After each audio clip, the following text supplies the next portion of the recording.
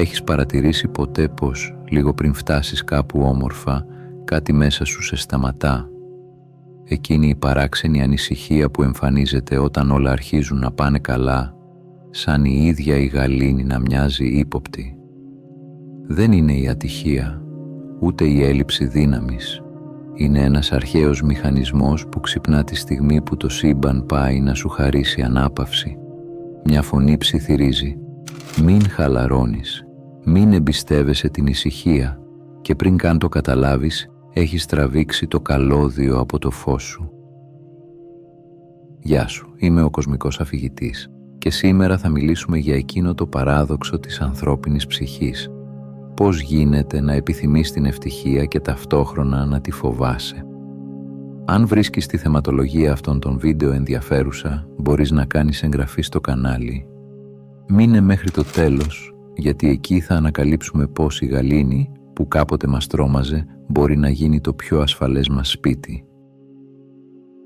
Όλοι έχουμε εκείνη τη δύναμη που την ίδια στιγμή που μας προστατεύει, μας φυλακίζει.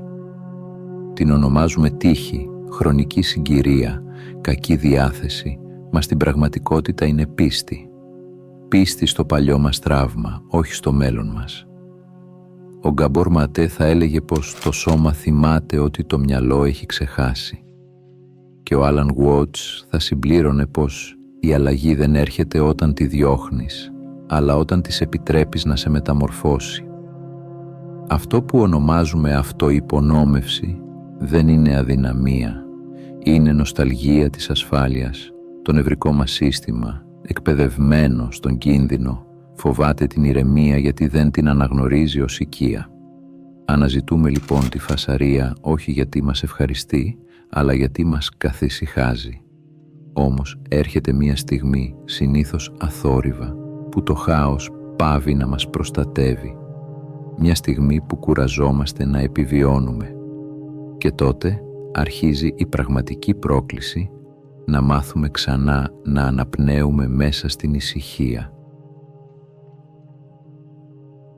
Κάποτε ήσουν παιδί σε ένα σπίτι όπου η σιωπή δεν σήμαινε ηρεμία. Ήταν το προήμιο μιας καταιγίδας, ένα βλέμμα, ένας αναστεναγμός, ένα πιάτο που ακουμπούσε πιο δυνατά στο τραπέζι και αρκούσε για να σε κάνει να παγώσεις. Το σώμα σου μάθαινε τότε κάτι που το μυαλό σου δεν μπορούσε ακόμα να εξηγήσει, ότι η γαλήνη είναι επικίνδυνη, ότι το ήσυχο πριν το ξέσπασμα ήταν το πιο επικίνδυνο σημείο της ημέρας. Έτσι, χωρίς να το συνειδητοποιείς, η ηρεμία χαράχτηκε μέσα σου ως απειλή. Και όταν μεγάλωσες, κάθε φορά που τα πράγματα πήγαιναν καλά, μια ανεξήγητη ένταση σε πλημμύριζε, όχι επειδή κάτι κακό συνέβαινε, αλλά γιατί η ψυχή σου περίμενε να συμβεί. Ο Γκαμπόρ Ματέ μιλά για το νευρικό σύστημα που κρατά λογαριασμό. Δεν ξεχνά ποτέ τον ρυθμό του παλιού φόβου. Ακόμα και όταν έχεις αλλάξει περιβάλλον, ακόμα και όταν οι άνθρωποι γύρω σου είναι καλοί, ένα κομμάτι σου συνεχίζει να ακούει εκείνη τη σιωπή πριν τον θυμό, εκείνη την παύση πριν τη φωνή, και τότε ενεργοποιείται, το σώμα σου μπαίνει σε άμυνα. Ο Άλαν Γουότς έλεγε ότι ο φόβος είναι η σκιά της προσκόλλησης. Δεν φοβάσαι τη γαλήνη, φοβάσαι να την πιστέψεις, γιατί αν την εμπιστευτείς και χαθεί, θα πονέσεις ξανά. Κι έτσι μαθαίνεις να ζεις με το φρένο πατημένο, ποτέ πολύ χαρούμενος, ποτέ εντελώς ήσυχος. Ένας άνθρωπος έτοιμος για καταιγίδα, ακόμη και με καθαρό ουρανό. Η παιδική ψυχή, για να επιβιώσει, γίνεται προφήτης. Μαθαίνει να προβλέπει το κακό για να το αποφύγει, αλλά στην πορεία ξεχνά πως η ζωή δεν είναι μόνο πρόβλεψη, είναι και εμπειρία.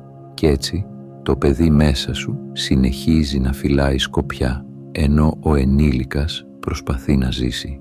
Μα όσο επιμένεις να ακούς τον ήχο των παλιών καταιγίδων, τόσο χάνεις τη μουσική του παρόντος.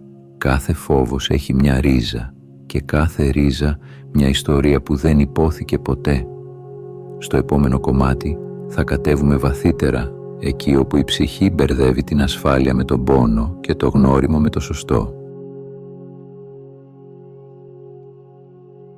Ο ανθρώπινος εγκέφαλος είναι μια θαυμαστή αλλά και απρόβλεπτη μηχανή. Δεν έχει σχεδιαστεί για να σε κάνει ευτυχισμένο. Έχει σχεδιαστεί για να σε κρατά ζωντανό. Και όταν το ζωντανός έχει συνδεθεί με ένταση, φόβο και αβεβαιότητα, τότε η ηρεμία μοιάζει με κίνδυνο. Η νευροεπιστήμη το ονομάζει προγνωστική κωδικοποίηση. Ο εγκέφαλος δεν αναζητά την αλήθεια, αναζητά το γνώριμο, ακόμα κι αν το γνώριμο πονά.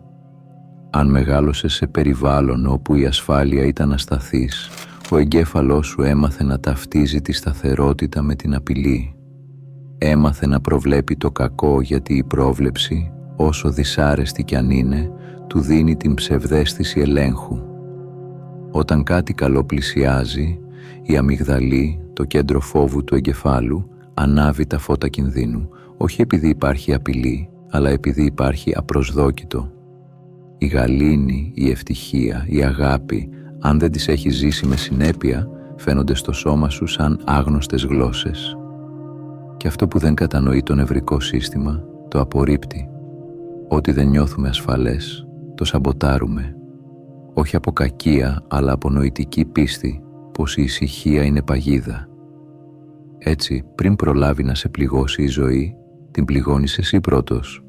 Και κάθε φορά που το κάνεις, το σώμα επιβεβαιώνει το παλιό του δόγμα. Είχα δίκιο να φοβάμαι. Αυτό άλλωστε είναι το παράδοξο της ύπαρξης. Όταν αντιστέκεσαι στο ρεύμα, πνίγεσαι. Όταν αφεθείς, επιπλέεις. Αλλά για να αφεθείς, πρέπει να πιστέψεις ότι το νερό δεν θα σε καταπιεί. Και αυτή η εμπιστοσύνη, για ένα νου που έχει ζήσει σε καταιγίδες, μοιάζει με τρέλα. Η θεραπεία δεν είναι να πολεμήσεις το ένστικτο, αλλά να το εκπαιδεύσεις ξανά. Να του δείξεις μέσα από μικρές στιγμές ότι η ησυχία δεν σκοτώνει, ότι η γαλήνη δεν είναι το τέλος, αλλά η αρχή. Αλλά πώς μεταμορφώνεται ένας άνθρωπος που έμαθε να ζει μέσα στην αγωνία? Πώς μαθαίνεις να εμπιστεύεσαι τη ζωή όταν η ψυχή σου γνωρίζει μόνο την άμυνα? Στο επόμενο κεφάλαιο θα γνωρίσουμε το σώμα που θυμάται τον φόβο ακόμα και όταν η απειλή έχει πια περάσει. Το σώμα θυμάται. Ακόμα και όταν ο νους προσπαθεί να ξεχάσει, το σώμα κουβαλάει την ιστορία σαν ένα βιβλίο γραμμένο κάτω από το δέρμα. Κάθε παλμός, κάθε μικρή σύσπαση στους ώμους, κάθε ρηχή αναπνοή είναι σαν ένα μυστικό μήνυμα από το παρελθόν. Είναι η μνήμη του τρόμου που δεν μπόρεσες να περιγράψεις. Ο Γκαμπόρ Ματέ λέει πως το σώμα μιλά όταν η ψυχή δεν μπορεί. Και έτσι η σιωπηλή του γλώσσα γίνεται συναγερμός. Μπορεί να νιώσεις σφίξιμο στο στήθος όταν όλα πάνε καλά, να κουράζεσαι χωρίς λόγο τη στιγμή που η ζωή δείχνει επιτέλους εύκολη, να έχεις την αίσθηση ότι κάτι θα πάει στραβά, ακόμη και όταν όλα μοιάζουν σωστά. Δεν είναι προαίσθημα, είναι προγραμματισμός. Το σώμα σου έμαθε πως η γαλήνη προηγείται της έκρηξης, πως το «όλα καλά» είναι η πιο επικίνδυνη φράση.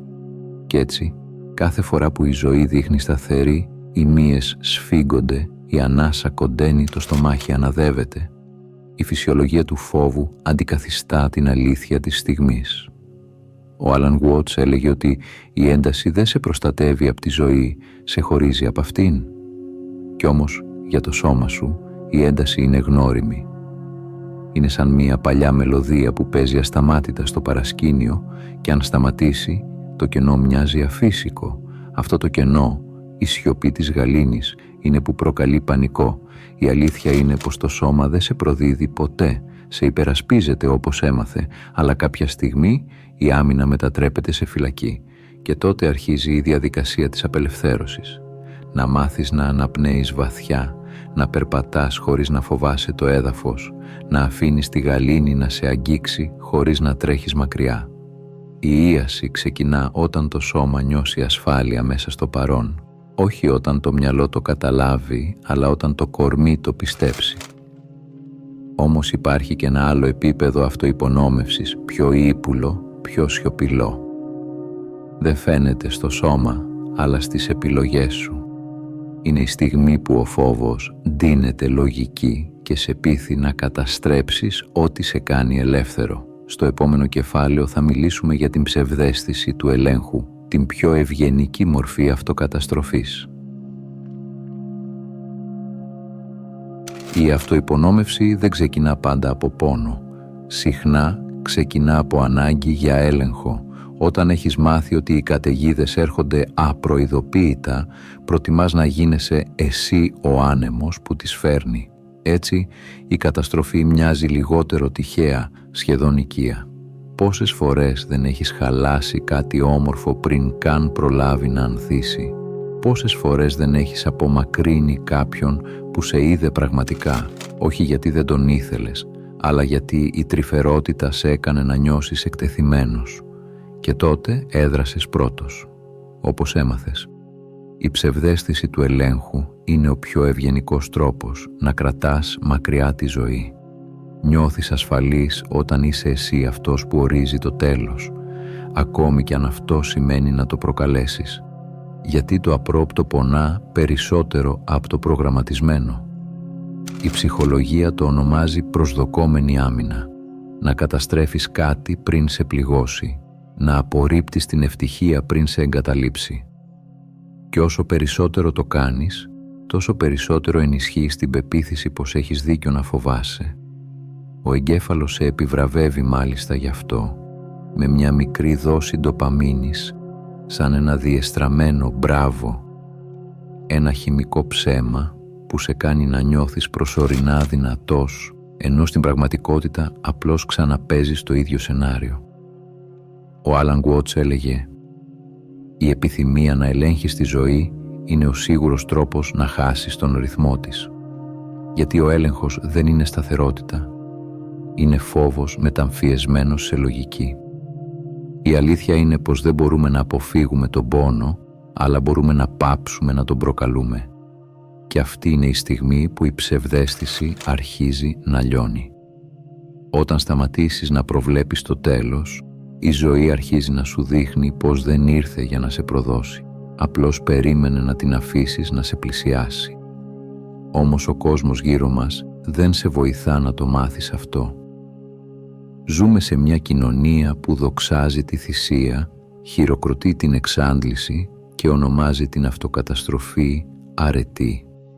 Πάμε να μιλήσουμε για την κοινωνία που σου έμαθε να καίγεσαι όμορφα και πώς μπορείς επιτέλους να σταματήσεις να της δίνεις τη φωτιά σου. Από μικρός μαθαίνεις ότι η καλοσύνη σημαίνει να βάζεις τους άλλους πάνω από τον εαυτό σου, ότι το όχι είναι εγωισμός και η κούραση αδυναμία. Σου λένε πως η υπομονή είναι αρετή, πως ο πόνος σε εξαγνίζει, πως το να αντέχεις τα πάντα σε κάνει δυνατό. Και κάπως έτσι, χωρίς να το καταλάβεις, η αυτοκαταστροφή μετατρέπεται σε κοινωνικά αποδεκτή μορφή αγιοσύνης. Κάθε φορά που εξαντλείσαι για να μην απογοητεύσεις κανέναν, κάθε φορά που σιωπάς για να μην χαλάσεις την ατμόσφαιρα, κάθε φορά που χαμογελάς ενώ μέσα σου τρέμεις, ο κόσμος σε χειροκροτεί. Σε αποκαλεί υπέροχο άνθρωπο. Και εσύ, διψασμένος για αποδοχή, μαθαίνεις να καις λίγο ακόμα από το φως σου. Ο Γκαμπόρ Ματέ το λέει ξεκάθαρα. Δεν είναι η αγάπη που μας αρρωσταίνει, αλλά η απουσία της αυθεντικότητας. Όταν ζεις προσπαθώντας να είσαι καλός με τα μέτρα των άλλων, προδίδεις εκείνο το αληθινό κομμάτι σου που ξέρει πότε έχει κουραστεί, πότε χρειάζεται όρια, πότε θέλει απλώς να σωπάσει. Και κάθε προδοσία του εαυτού σε κάνει λίγο πιο ξένο με τη δική σου ψυχή. Η κοινωνία λατρεύει τους εξαντλημένους, τους ήρωες που χαμογελούνε μέσα στα ερείπια, τους εργαζόμενους που δεν κοιμούνται, τους συντρόφους που ανέχονται, τους δυνατούς που δεν λυγίζουν ποτέ. Γιατί ένας άνθρωπος που δεν σταματά, δεν αμφισβητεί. Και ένας που δεν αμφισβητεί, είναι εύκολο να τον θαυμάζεις και ακόμα πιο εύκολο να τον ελέγχεις. Ο Άλαν Γουότς θα το έλεγε αλλιώς. Όταν ο άνθρωπος ξεχνά πως είναι μέρος του κύκλου, αρχίζει να πιστεύει πως το κάψιμο είναι φως. Μα η φλόγα που σε φωτίζει για λίγο σε καταστρέφει αν δεν τη φυλάξεις. Η καλοσύνη χωρίς επίγνωση γίνεται αυτοθυσία χωρίς νόημα. Και η κοινωνία που σου μαθαίνει να καίγεσαι δεν θα σου πει ποτέ πώς να ανάψεις το φως χωρίς να καείς. Όμως έρχεται πάντα μια στιγμή, όχι με φωνές, μα με σιωπή. Η στιγμή που η εξάντληση δεν μοιάζει πια με αρετή, αλλά με κραυγή του σώματος που λέει «φτάνει». Παρακάτω θα μιλήσουμε για εκείνη τη στροφή, τη στιγμή που το χάος πάβει να προστατεύει και αρχίζει να πνίγει. Υπάρχει μια στιγμή, δεν έχει ημερομηνία ούτε φανφάρες. Έρχεται ήσυχα μέσα σε ένα πρωινό που μοιάζει με όλα τα άλλα. Ξυπνάς, κάνεις τον καφέ σου και εκεί, ανάμεσα στις μικρές κινήσεις της ρουτίνας, συνειδητοποιείς κάτι τρομακτικό. Δεν αντέχεις άλλο να επιβιώνεις. Το χάος που άλλοτε σε κρατούσε ζωντανό, τώρα σε βαραίνει. Η αδρεναλίνη που κάποτε σε έκανε να νιώθεις δυνατός, τώρα μοιάζει με το ξύνι που κυλά στις φλέβες σου. Η συνεχής αγωνία, το αιώνιο «πρέπει να είμαι έτοιμος», μετατρέπεται σε κόπωση που δεν ξεκουράζεται ποτέ. Η αυτοϋπονόμευση δεν μοιάζει πια με προστασία, μοιάζει με φυλακή που εσύ ο ίδιος φτιάχνεις κάθε μέρα. Και το πιο ηρωνικό, δεν υπάρχουν πια τύχη, μόνο συνήθεια.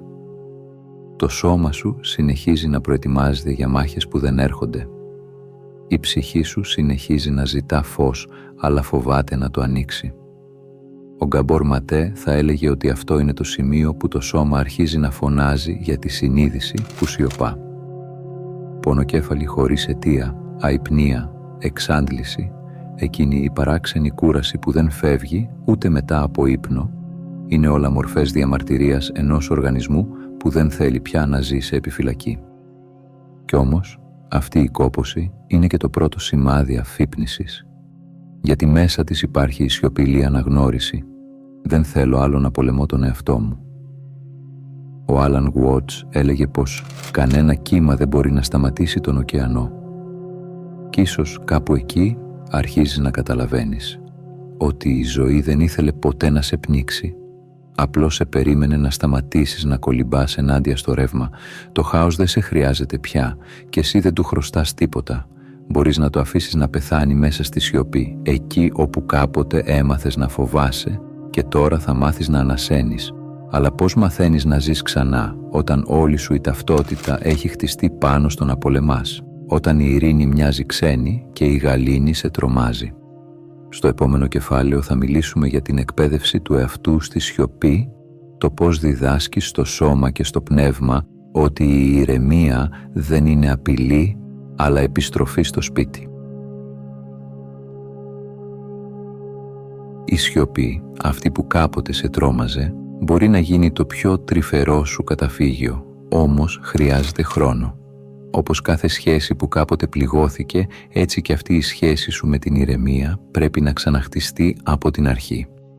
Η γαλήνη δεν επιβάλλεται, διδάσκεται. Όχι με δύναμη, αλλά με επανάληψη. Όπως το σώμα έμαθε να φοβάται, έτσι μπορεί να μάθει να εμπιστεύεται ξανά. Η νευροεπιστήμη το ονομάζει νευροπλαστικότητα, την ικανότητα του εγκεφάλου να ξαναγράφει τις συνδέσεις του μέσα από νέες εμπειρίες. Κάθε φορά που επιλέγεις να μείνεις παρόν αντί να φύγεις, να αναπνεύσεις αντί να παγώσεις, να νιώσεις αντί να αποφύγεις, χαράζεις ένα νέο μονοπάτι μέσα σου. Ο Γκαμπόρ Ματέ λέει πως η ίαση δεν είναι να σταματήσεις να φοβάσαι, αλλά να μάθεις να μένεις μαζί με τον φόβο χωρίς να τον αφήνεις να σε κυβερνά. Και ο Άλαν Γουότς θα πρόσθεται πως όταν σταματήσεις να πολεμάς τα κύματα, αρχίζεις να γίνεσαι η ίδια η θάλασσα. Η σιωπή δεν είναι απουσία ζωής, είναι χώρος. Ο χώρος μέσα στον οποίο μπορείς για πρώτη φορά να ακούσεις τη δική σου φωνή χωρίς τις φωνές των άλλων. Εκεί συμβαίνει η αληθινή επανασύνδεση, όταν ο νους σταματά να ζητά εξηγήσεις και αρχίζει να ακούει. Στην αρχή η σιωπή θα σε δοκιμάσει. Θα φέρει στην επιφάνεια ό,τι απέφευγες, θλίψη, μοναξιά, ανησυχία. Αλλά δεν είναι οι εχθροί, είναι αναμνήσεις που ζητούν να ακουστούν. Μείνε. Μείνε ακόμη και όταν θέλεις να φύγεις. Γιατί εκείνη ακριβώς τη στιγμή το νευρικό σου σύστημα αρχίζει να μαθαίνει ότι το παρόν δεν είναι εχθρός. Η σιωπή είναι σαν το νερό. Όσο περισσότερο αντιστέκεσαι, τόσο σε πνίγει. Αλλά αν την εμπιστευτείς, σε μαθαίνει να επιπλέεις. Και όταν αρχίσεις να μένεις στη σιωπή χωρίς φόβο, τότε κάτι αλλάζει βαθιά μέσα σου, σχεδόν ανεπαίσθητα. Το σώμα χαλαρώνει, η ψυχή σταματά να φυλάει σκοπιά και αρχίζεις να θυμάσαι ποιος ήσουν πριν από τον φόβο. Παρακάτω θα μιλήσουμε για την επιστροφή σε εκείνον τον εαυτό, τον άνθρωπο που δεν χρειάζεται πια να καίγεται για να νιώσει ζωντανός. Κάποια μέρα, χωρίς να το προγραμματίσεις, θα συνειδητοποιήσεις ότι δεν φοβάσαι πια τη γαλήνη. Θα είναι μια απλή στιγμή, ίσως ένα πρωινό με φως που απλώνεται στο δωμάτιο ή μια βόλτα χωρίς βιασύνη. Θα αισθανθείς μέσα σου μια ησυχία που δεν μοιάζει με κενό, αλλά με παρουσία. Είναι τότε που θα καταλάβεις πως η εποχή της επιβίωσης έχει τελειώσει. Ο άνθρωπος που κάποτε αντιδρούσε, τώρα απλώς αναπνέει. Δεν χρειάζεται πια να αποδεικνύει την αξία του μέσα από τον πόνο, ούτε να κρατά τη ζωή υπό έλεγχο για να νιώθει ασφαλής. Η ασφάλεια έχει πάψει να είναι κατάσταση, είναι στάση. Μια εσωτερική συμφιλίωση με ό,τι υπάρχει. Ο Άλαν Γουότς έλεγε «Όταν πάβεις να κυνηγάς τη ζωή, σε βρίσκει εκείνη». Και αυτό ακριβώς συμβαίνει. Όταν πάψεις να κυνηγάς τη γαλήνη, η γαλήνη έρχεται και κάθεται δίπλα σου. Δεν έχει ανάγκη από επιβεβαίωση, δεν απαιτεί τίποτα. Απλώς είναι. Και εσύ σιγά σιγά θυμάσαι πως είναι να είσαι κι εσύ έτσι, χωρίς προσπάθεια. Η ίαση δεν είναι το τέλος του πόνου, αλλά η επιστροφή στην αυθεντικότητα. Είναι το σημείο που σταματάς να ζεις ως ο εαυτός που επιβίωσε και αρχίζεις να ζεις ως ο εαυτός που γεννιέται ξανά μέσα από τη συνείδηση. Κάθε επιλογή, κάθε ανάσα, κάθε όχι και κάθε ναι γίνεται πράξη αυτοσεβασμού, όχι άμυνας. Δεν χρειάζεσαι πια το χάος για να νιώσεις ζωντανός, η ηρεμία αρκεί. Και αυτό είναι το πιο επαναστατικό πράγμα που μπορεί να κάνει ένας άνθρωπος σε έναν κόσμο που δοξάζει τη φασαρία. Εκεί, μέσα σε αυτή τη νέα σιωπή, καταλαβαίνεις το νόημα όλων όσων πέρασες. Ότι ποτέ δεν επρόκειτο για το να διορθώσεις τον εαυτό σου, αλλά για να τον θυμηθείς. Ο εαυτός σου δεν χάθηκε. Απλώς περίμενε να τον εμπιστευτείς αρκετά για να τον ακούσεις ξανά. Και όταν θυμηθείς, δεν υπάρχει επιστροφή στο παλιό. Μόνο μια νέα εποχή, ήσυχη και αληθινή, σαν γη που ανθίζει μετά τον χειμώνα. Σαν άνοιξη που έρχεται απαλά όταν επιτέλους εμπιστευτείς τη γη που σε κρατά. Δεν είναι όλα τα τέλη καταστροφές. Κάποια είναι χειμώνες. Περίοδοι σιωπής, όπου τίποτα δεν φαίνεται να κινείται κι όμως κάτω από το παγωμένο έδαφος η ζωή ετοιμάζεται ξανά. Έτσι είναι και η ψυχή. Όταν σταματάς να την πιέζεις να αλλάξει, αρχίζει από μόνη της να ανθίζει. Δεν χρειάζεται πια τη φλόγα για να μεταμορφωθεί, χρειάζεται ζεστασιά. Όχι τη βίαιη φωτιά της κάθαρσης, αλλά τη σταθερή θερμότητα της αποδοχής. Η αλλαγή έρχεται όταν πάβεις να την κυνηγάς και η ίαση όταν ο εαυτός σου νιώθει ασφαλής να επιστρέψει. Αυτός είναι ο αληθινός κύκλος, να επιτρέπεις τον εαυτό σου να ξεχειμονιάσει μέσα στην ηρεμία, να ριζώνει ξανά στη γη του και όταν έρθει η ώρα να ανθίζει χωρίς φόβο. Το σώμα σου, κάποτε σε επιφυλακή, αρχίζει να ησυχάζει. Η καρδιά που κάποτε χτυπούσε από άγχος, τώρα πάλεται ρυθμικά. Και εσύ, αυτό το εγώ που κάποτε προσπαθούσε να ελέγξει τα πάντα, στέκεσαι πια ανάμεσα σε παλιά συντρίμμια και νέους βλαστούς, ξέροντας πως δεν χρειάζεται να διαλέξεις. Όλα ήταν μέρος της ίδιας διαδικασίας. Δεν είσαι ο άνθρωπος που φοβόταν τη σιωπή. Είσαι εκείνος που την άκουσε ώσπου έγινε μουσική. Δεν είσαι πια το παιδί που περίμενε τη θύελλα. Είσαι το δέντρο που άντεξε και τώρα μαθαίνει να χαίρεται τη λιακάδα χωρίς ενοχή. Η άνοιξη δεν είναι επιβράβευση, είναι φυσικό φαινόμενο και εσύ δεν χρειάζεται να την αξίζεις, μόνο να της επιτρέψεις να έρθει. Αν έφτασες μέχρι εδώ, θέλω να σου πω ένα μεγάλο ευχαριστώ που ήσουν συνοδοιπόρος στο ταξίδι μου. Αν έμαθες κάτι από αυτό το βίντεο μπορείς να πατήσεις like, να κάνεις εγγραφή ή να αφήσεις κάποιο σχόλιο. Αν πιστεύεις ότι αυτό το βίντεο μπορεί να βοηθήσει κάποιον, μοιράσου το μαζί του. Αν θέλεις να στηρίξεις τη δουλειά μου, μπορείς να κάνεις μια μικρή δωρεά από το link που θα βρεις στην περιγραφή. Από όποιες συντεταγμένες του κόσμου και αν με ακούς, να προσέχεις τον εαυτό σου και να πας στο καλό.